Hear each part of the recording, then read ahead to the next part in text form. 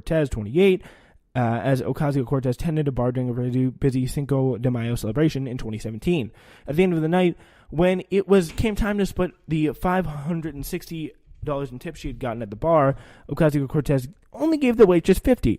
After the waitress complained to the manager, her take was doubled to $100, the source said.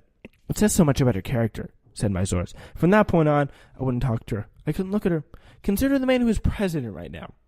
A guy who has been accused of sexual assault by various women, who has a long history of stiffing workers, stiffing contractors, all sorts of people, who championed a tax plan that pulls the rug out from the working class and the working poor in order to give the rich some extra scratch to upgrade their yachts. The epitome of the rich asshole whose only real tangible skill is tax avoidance. And then, she lost out on $50. Sorry.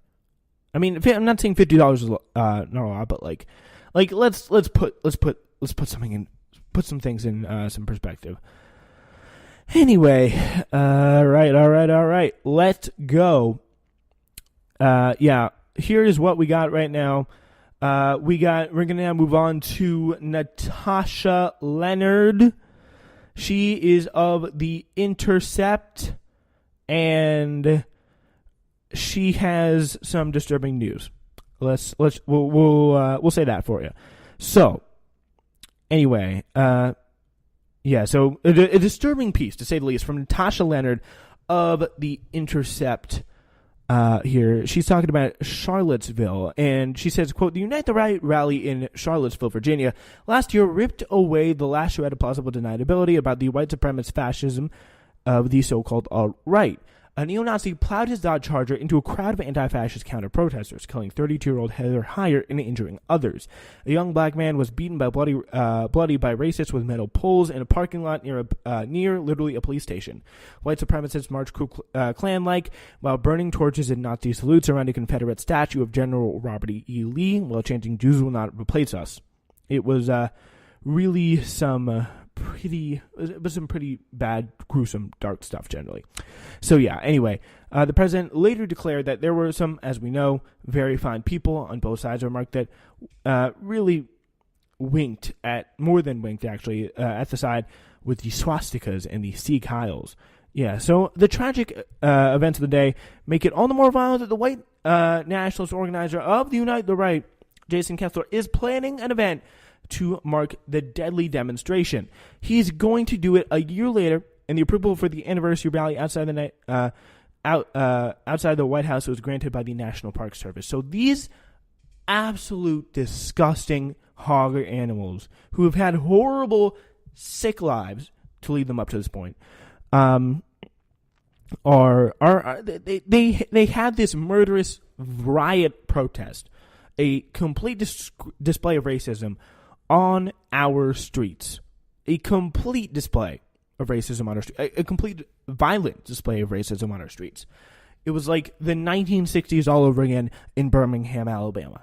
And they want to come back to the White House and protest. And they're going to do it. They're going right into the doorstep of what supposedly is the number one symbol of democracy.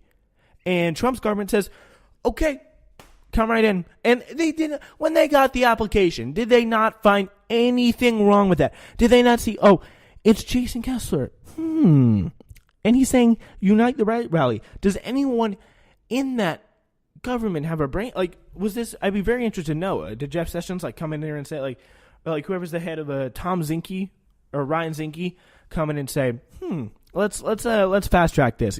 What is going on here? I just don't get it. Sure, he didn't condemn it. He supported the Nazis. But I didn't think this was going to happen again. And of all places, at the White House. And the sick people are like, oh, we had such a good time last year. Let's just get an anniversary. Let's kill some more people. Who knows how many, if there are not police out there in riot gear and guns ready to break up any clashes or protests, and you better believe there's going to be people there. It's not going to be the Women's March protesters. No.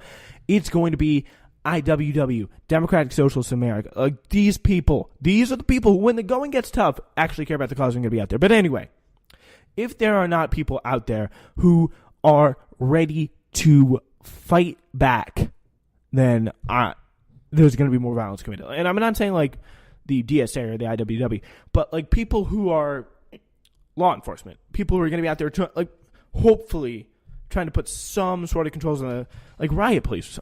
There needs to be riot police. Just don't do it. Like, black people are going to protest a police shooting. 20 riot police, 20 like rows of riot police, like with their shields up and everything. But I hardly remember seeing any of Charlottesville. I hardly remember. It was barely enforced. As we just talked about, there were like the police were beating them bloody. Like there were black men being beaten bloody while the police were present.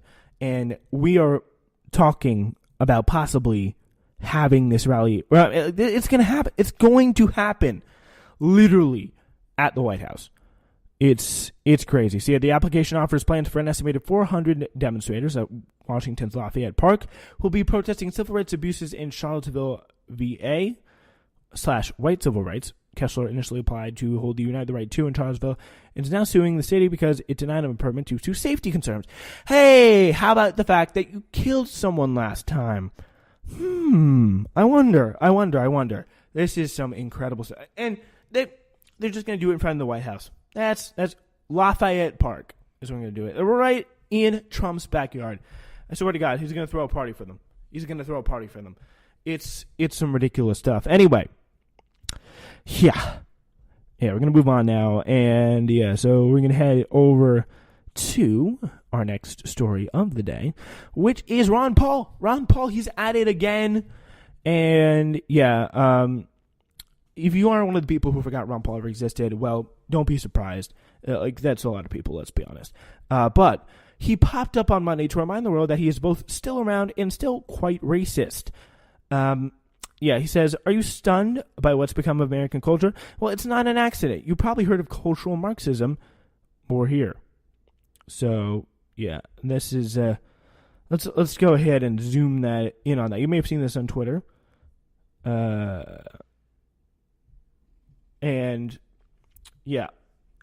of a sudden, let's be honest, you zoom in, enhance it even more, and I should try to describe this for you just a brief second. It's a Ben Garrison cartoon, and it's 3 guys, and then there's the black guy in the back. A little bit strange. See, more than 2 hours after sharing his thoughts on cultural Marxism, Paul pulled down the extraordinarily offensive tweet and swapped it out for something a little bit more benign, and then it's political correct. It's pretty much political correctness with a sign in it. Yeah, it's kind of hard to describe the cartoon. It's pretty much like 4 guys with the holding up like the sign, and then you got the black person, and with the black person's problematic. I'll just have you look it up here. Yeah, I mean, got that, folks. No political correctness here. If you want less racism, anti-Semitism in your life, keep moving. Just want to keep moving. And of course, there was also the Jewish and the black stereotypical characterizations here, and that's a little strange. We're gonna have to deal with that here, just for a little bit. And also, Paul has also followed up on the tweet. He said earlier today, a staff member inadvertently posted an offensive cartoon on my social media. I do not make my own social media posts, and I discovered the mistake immediately, and it was deleted. And it was apparently someone on staff. Okay, I'll take it. No, I won't. I'm being sarcastic here. That's some BS. Blame it on the staff. How does he even have staff? How does he even make money? Probably some BS way through like a big corporation or like some think tank or some bullshit like that. Anyway, we got now next story of the day. Kristen Mink, she was having lunch with her toddler in Washington, D.C. when she noticed who was sitting 3 tables over, EPA Administrator Scott Pruitt. In a video posted to her Facebook account, Mink walked up to Pruitt and an unidentified companion and confronted him over his record of environmental deregulation and pretty much blatant open corruption. According to Mink's video, the conversation occurred at Teaism in downtown Washington on Monday. So, we're going to post this video. We're going to play this video right now for you. So buckle right up. So this is the video posted to Kristen Mink's Facebook page here. So the first starts with the text like, Scott Pruitt, current head of the EPA, was having lunch 3 tables away from me at Teaism in D.C. on today is what happened. I introduced my 2-year-old and told Pruitt my son loves animals, breathing clean air, and drinking clean water, and he got up and left. That's great. And it's just like, he's like, I only talk to people who make over $100,000 a year at the lowest. Like, seriously. Like, you're too poor for me. Like, get off. Yeah, so here is the video.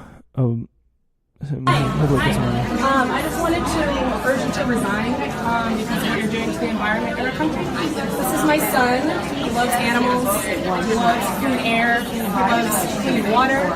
Meanwhile, you're slashing strong fuel standards for cars and trucks for the benefits of big corporations. You've been paying about $50 a night to stay in a DC condo that's connected to an energy lobbying firm while approving their dirty sands pipeline. We deserve to have somebody at the EPA who actually does protect our environment, somebody who believes in climate change and takes it seriously for the benefit of all of us, including our children. So I would urge you to resign before your scandals push you out. Yep. Yeah, so Cavalry Pruitt had no response. He, his companion, and their 2 tax-paid security guards fled the restaurant before I got back to my seat. Our children's future is at stake, she goes on to write. As citizens, it's our responsibility to confront corrupt, unethical, and immoral government officials whenever and wherever we see them. Yes, that is right. That's why you need civility. I mean, like, we need civility. These people who literally make us pay $1,500 for their tactical pants, they need to eat in peace. Oh, come on, they're so sad. Like, taxpayers. Oh, Scott Pruitt, he just makes me sick. He's like, I need free service to Le Diplomat.